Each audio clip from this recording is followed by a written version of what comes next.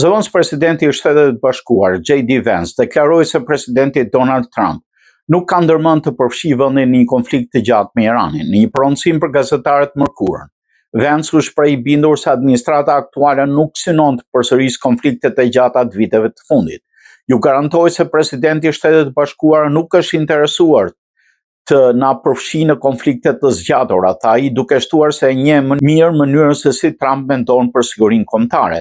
Duke komentuar dorëheqjen e zyrtarit të antiterrorizmit Joe Kent, Vance cilësoi atë një zhvillim pozitiv duke theksuar se anëtarët e administratës duhet zbatojnë vendimet e presidentit dhe ku nuk janë dakord me to. Kent njoftoi dorëheqjen e tij një ditë më parë duke përmendur mospajtime lidhur me luftën në Iran. Disa kritik kanë vënë në pikpyetje qëndrimin e vet Vance mbi këtë çështje. Në një fjalim në Michigan, zëvendës presidenti theksoi se presidenti dëgjon opinione të ndryshme, por pasi merret një vendim, detyra e ekipit është ta zbatojë atë sa më efektivisht.